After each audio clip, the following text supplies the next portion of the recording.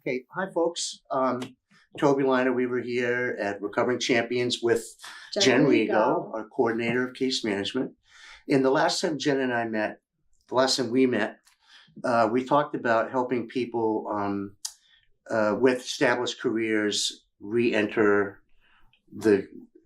return to their jobs. Yep. and all the efforts we take to help them reestablish their careers in the new framework of their recovery. So today we're going to go to the other end of the spectrum and talk a bit about how we're helping clients who have poor job histories, if they have any at all, get established in the job market. Okay, so here's a question then. Out of, say, 10 clients, how many would fall into that category of young people that are lacking a lot of good, solid job history? I would say 8 out of 10. 8 out of 10. I think so, yeah. And so give me kind of like a general profile, or give us a general profile. Someone in their, early 20s? So early 20s, sometimes, early 30s. People who have been using for like a really long time, 10 years plus. Some people who have just been supported by their parents the whole time, or, they're out there hustling, Or they've been dealing, committing crimes. Yeah. So those people, that's what they've been doing their whole life. So they don't know how to do. So, and those that have worked have tended to work what kind of jobs? Some construction, some like landscaping, what they call, or things that side jobs. You know what I mean? Or service jobs like cashier, Dunkin' Donuts. Yeah, those two.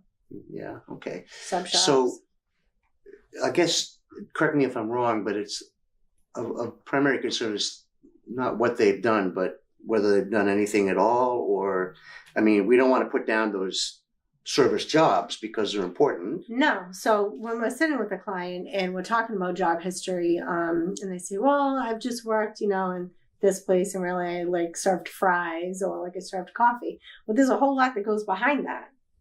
So we try to pull their skills out of that and kind of like.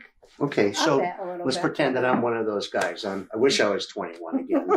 And so I'm a client here and I haven't worked very much. And so how might that look, So what's very much? What have you done for work? What's your experience? You mean like over the table or under the table? Over the table. I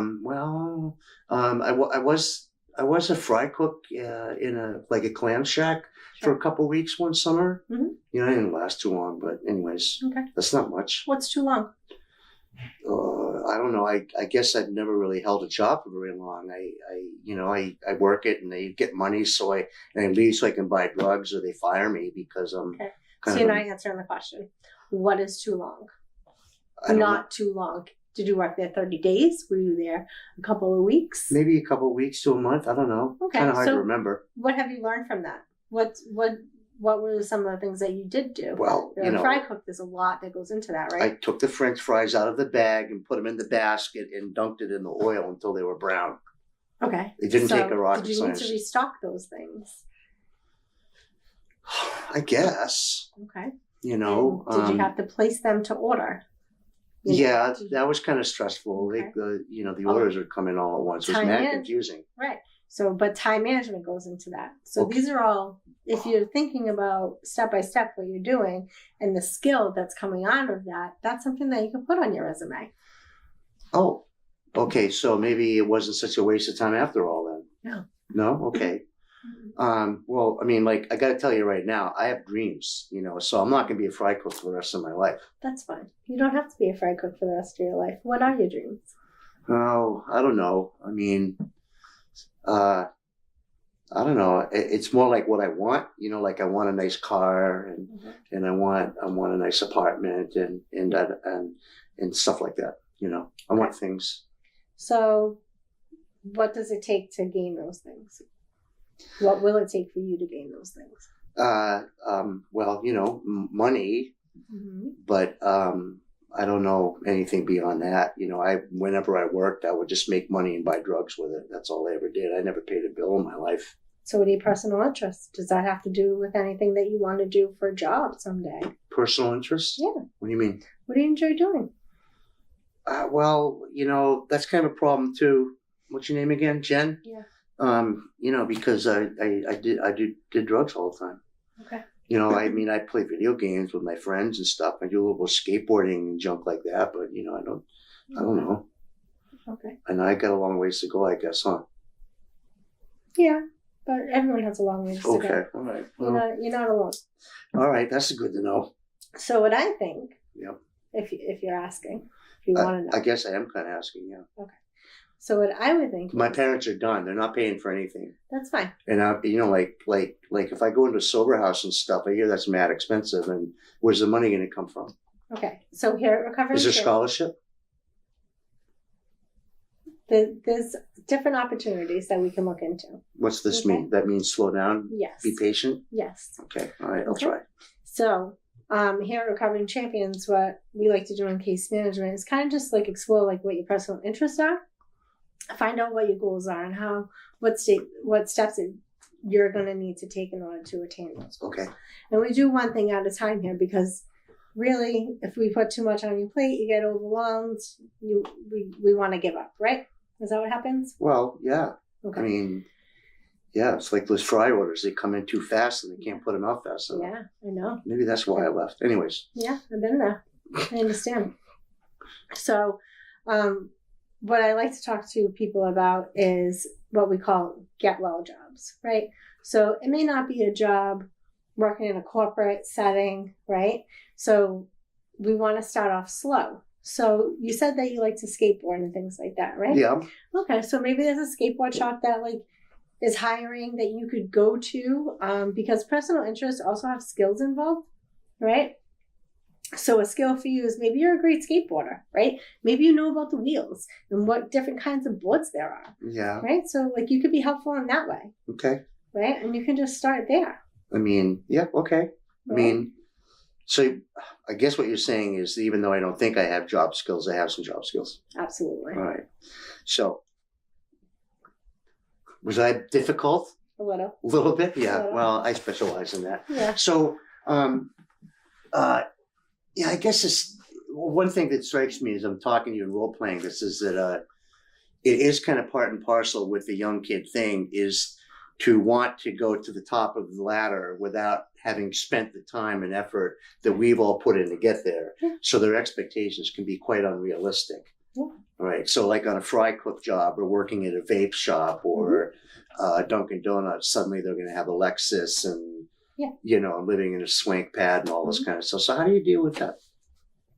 So we just So talk about you crush people's dreams? Is that what you specialize in? I do not. No, you help build them. I know.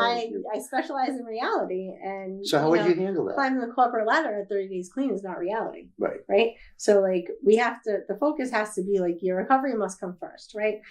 And so Yeah, but I need money in order to pay for my sober house everybody does, right? and my phone. So the get well job helps you to be able to focus on your recovery because you're not taking on too much responsibility. You having enough accountability to show up to a job on a daily basis, work your shift, and then being able to recover at the same time.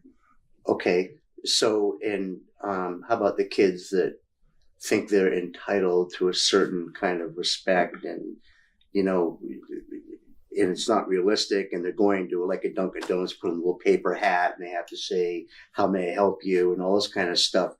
Okay. Kind of a tough thing for them to do, right? Yeah. They actually have to serve other people. Yeah. And so we talk about humility. We talk about being humble. Humility. Okay. Mm-hmm. All right. And those are the things that you have to do. Have to learn. You have to learn, yeah. Do you do role plays like we just did? All the time. Like, how would that look like?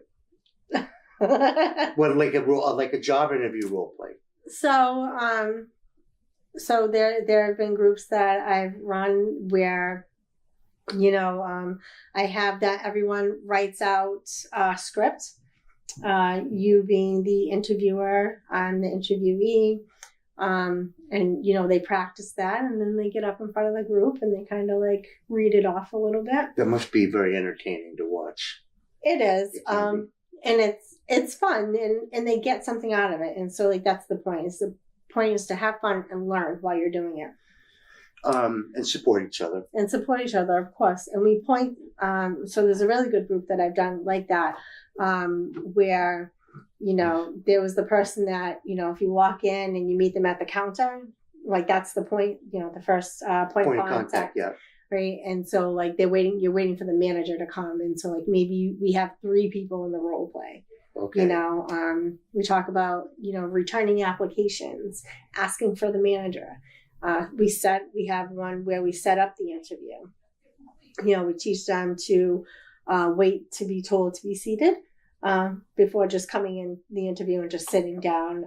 And we teach them like how to sit, upright position, think, you know.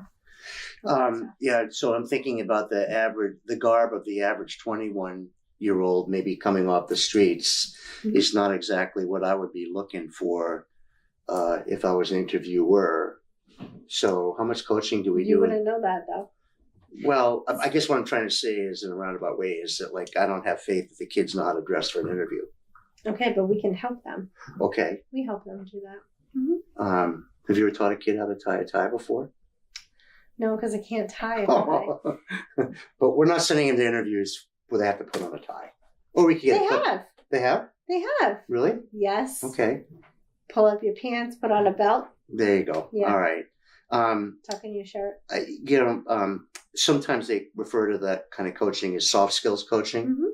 And so what I would say is that apart from what case management does, which is really heroic work, is all the groups and a lot of the interactions here and in treatment and at the lodge where they live is really a lot of soft skill stuff is embedded in there.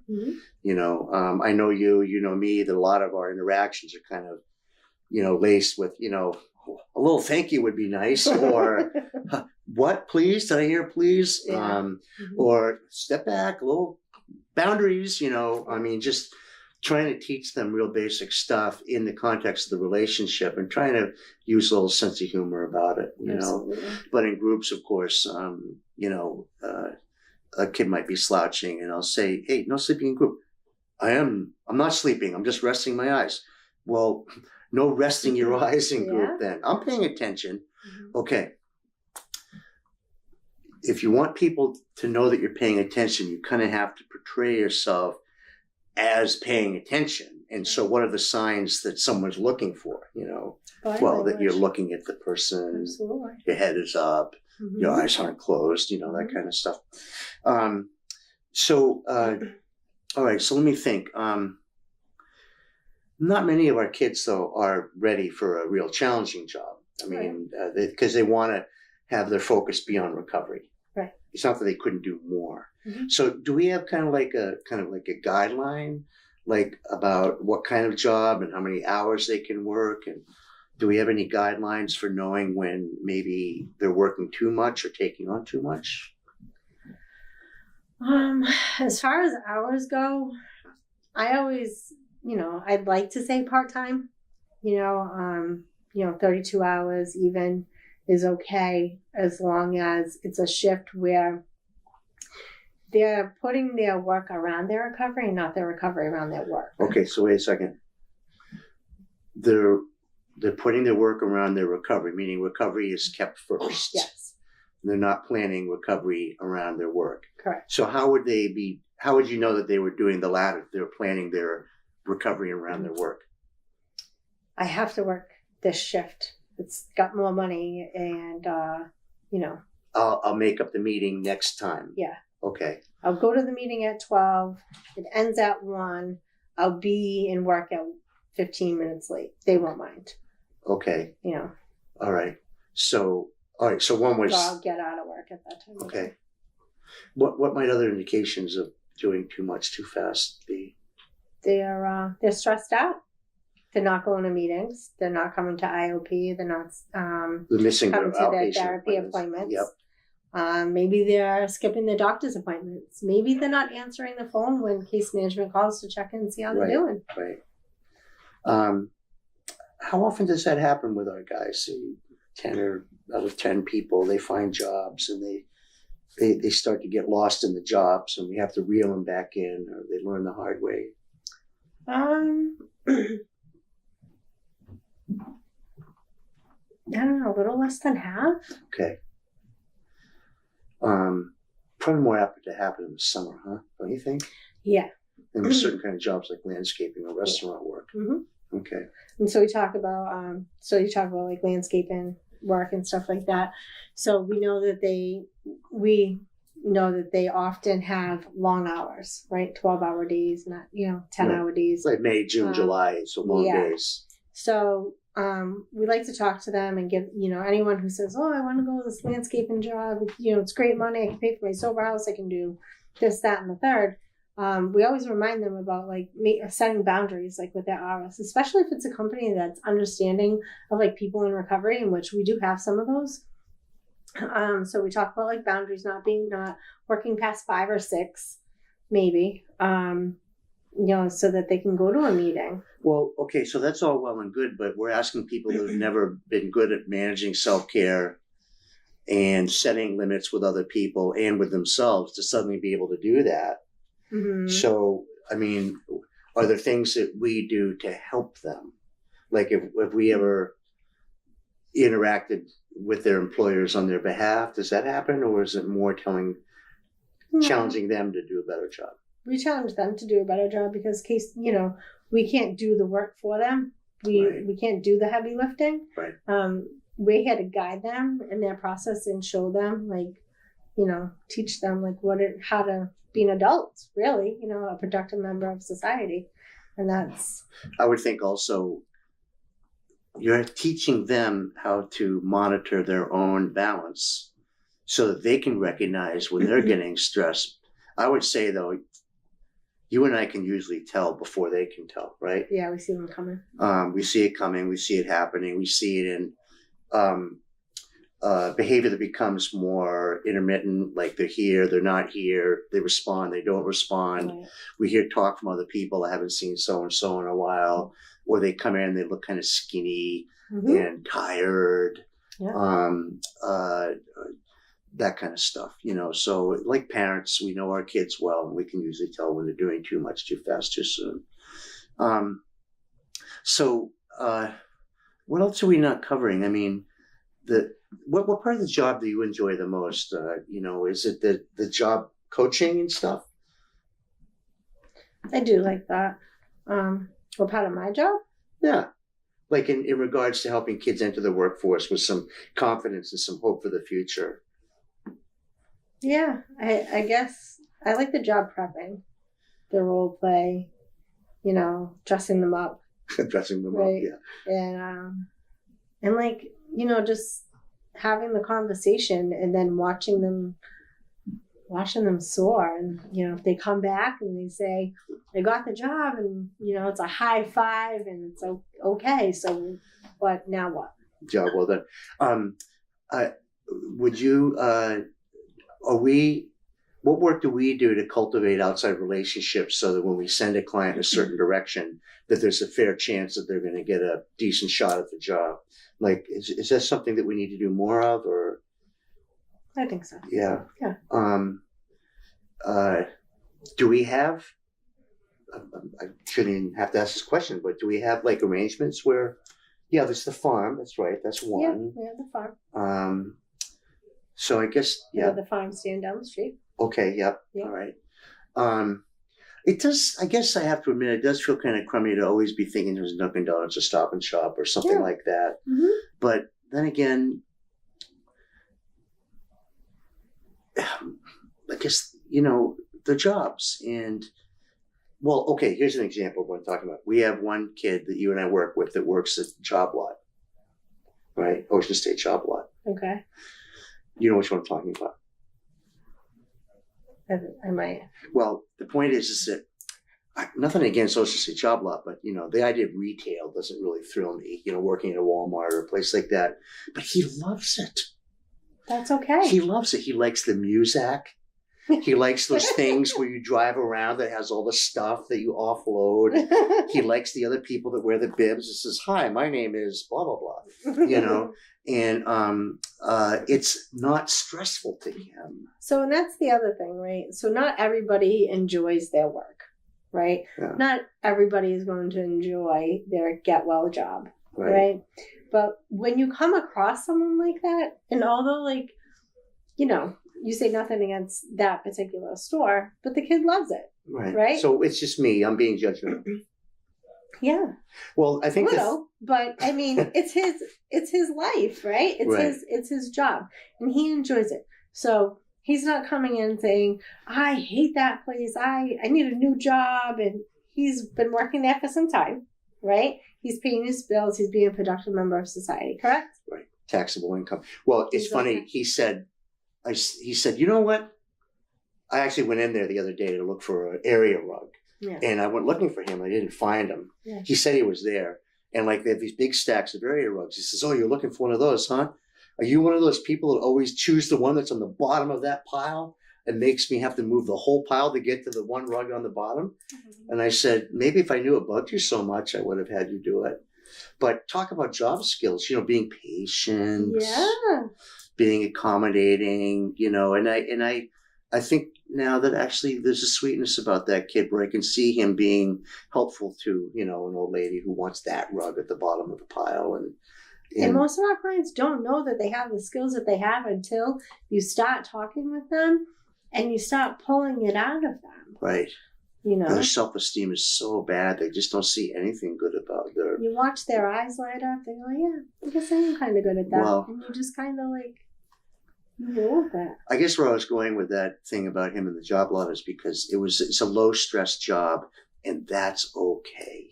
Of course it is. Because we want him to stay clean more than anything else in the world. Mm-hmm. And we might have these ideas. I know his father's a bit of a hard charger. Mm-hmm. And so he, like I have for my own kids, I dreams of this kid being, climbing the corporate ladder someday, but he's not ready for that. No. And he's okay where he is. Yeah, he is. Maybe I need to work on being more okay with where he is too, You sure? Well, thanks. So there's the skills, the coaching, the dressing, the role plays, the job searching. That's one thing. When I was younger, the only way to find a job was to look in the paper, and then you would go to the place and you had to cross the threshold of the employer, right? Yeah. Now it's all online, basically, right? Yeah, a lot of it's online, but we do encourage them to go in and face-to-face and ask for application, even if it's online. So we let kids just surf the internet all the time here? No. Sorry. What I'm saying is, if we're not sure if an application is online or in the facility, wherever they're going for employment, right? Yeah. Send them there, right? We send them there. Hi, shake your hand. I speak to the manager on duty. Can I please have an application? That makes me nervous thinking about it. We role play all that. Okay. And we do it enough times to where they feel until they feel comfortable with it. Are you hanging out behind them in the parking lot or something while they're doing this? No. So we do it enough times till they feel somewhat comfortable with it, because no one's ever totally comfortable going in asking for an application, right? Right. So we'll do that, and then if they say, oh, the application's online. Okay, great, thank you. You come back. We have a couple of computers here that we set time aside for the clients who are job searching to go online and fill out the application. So they would be looking at sites like Monster or Indeed or stuff like that. Sure. What about resumes? So we help with resumes too. Do we have a template that we just plug their stuff in, or? No. Okay. Everybody's different. You're not going to get the same resume for everybody. Some people might not like the way certain resume looks. Give them options. Okay. Is it like a graduation goal for them to have a written resume by the time they leave? No, but that's a good idea. It isn't? No. I thought that was on the graduation ready checklist. It's not. That's something that Jen and I and others developed this thing called a graduation ready checklist, which was, because a lot of I think 8 out of 10 is probably good. People just don't have a lot of the conventional stuff that you need to live an independent, sober life. Mm-hmm. Like an ID, whether it's a license or a mass ID, a photo ID, a resume that you can drop off somewhere. I don't know. There's just so many things. And so we try and check all those things off before they go, because the more things that are done before they leave, the more chances of them following through, the greater the chances are. right? Absolutely. So we have computers and they do the web search and all that kind of stuff. Well, I don't know. I mean, doesn't that require some coaching? I mean, you type in a keyword like cook and you get like a bazillion hits. Where do you even start with that, So you start at the place that doesn't sell alcohol. Okay. That's right. within 5 miles of where they're going to be living. Right. Which okay. can be tough, of course. So you try to do it as best as you can. And if that job's not available for you at this time, if it's not a right fit, then we move on to something else. Right. There is no like, it has to be this one or it has to be this way. Right. The only must is that like we must find a job. Let me ask this question. How would we know that someone really wasn't ready to go back to work? I mean, do we run into that once in a while? Yeah. Just, some of our clients have like emotional distress and they're just not emotionally ready to go back to work. They might have a condition like a mental health disorder. They could have a mental health disorder. They could have anything really. And here we do disability funds and things like that. Okay. We help them out with that. Help them to get secondary insurance, or if their insurance primary is termed, all that kind of stuff, give them a secondary. One thing that we do, and we've talked about this before, but I'll just kind of repeat it now, is that we do,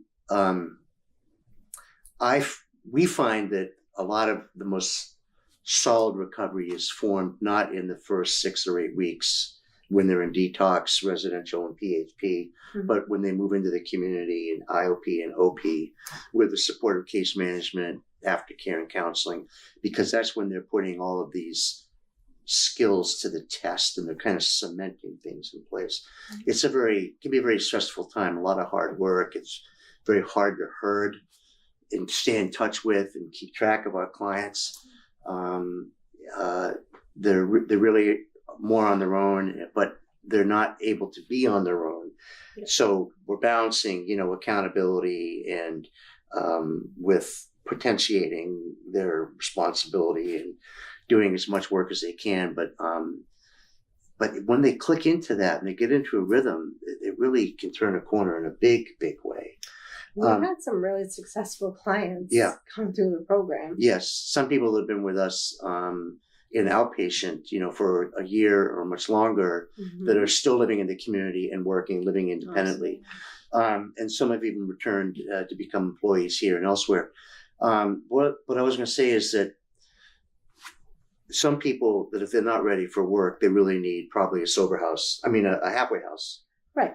Which would be, so explain the key differences between halfway and sober house. So the halfway house, the way I like to explain it really is that a halfway house is teaching you or reteaching you how to live, right? So you get up at a certain time in the morning and, a daily routine, a daily schedule.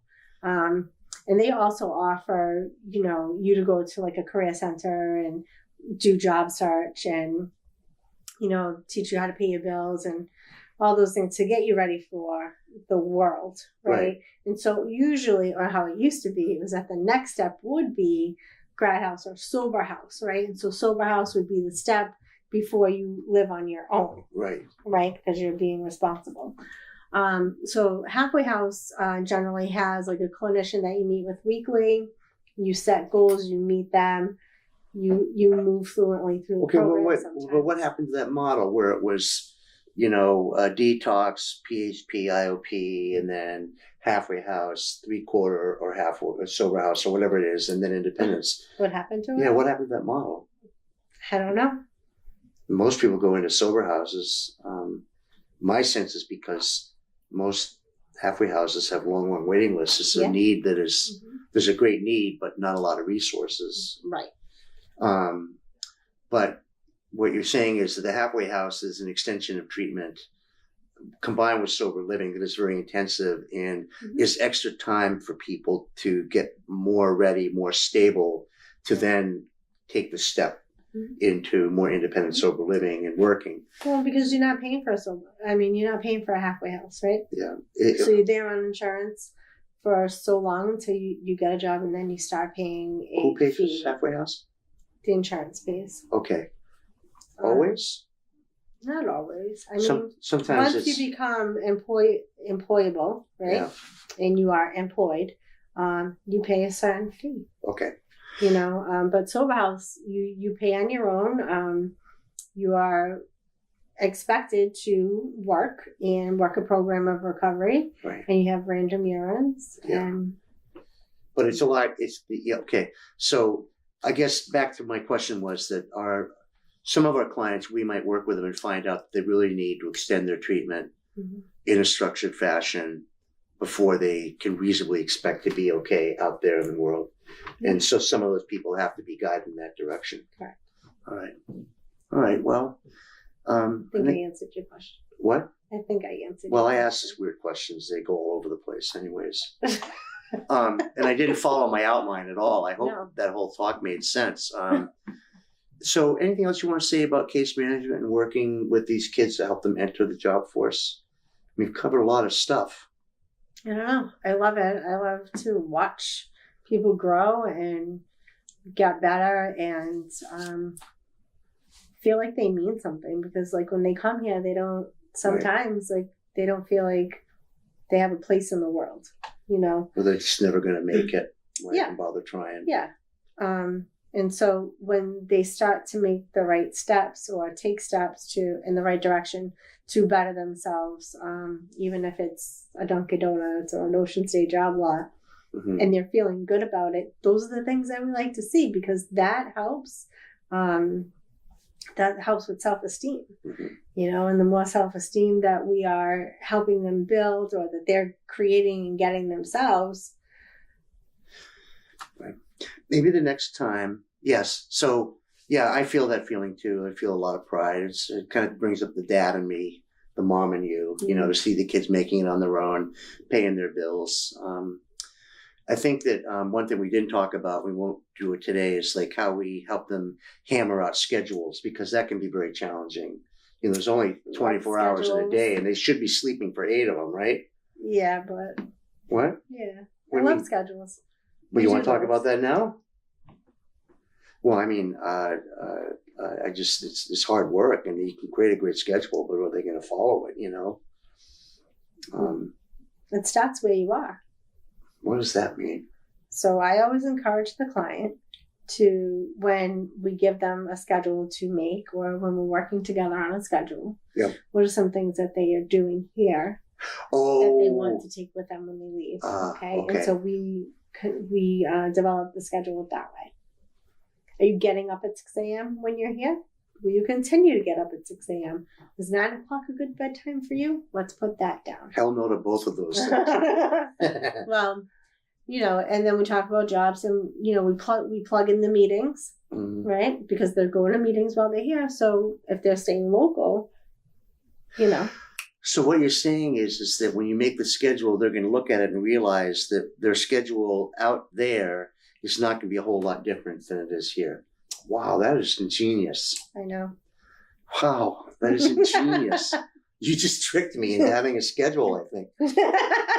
All right, well, maybe I'll be dropping by your office for some advice sometime soon. I think that so the more we can do for these kids, the better.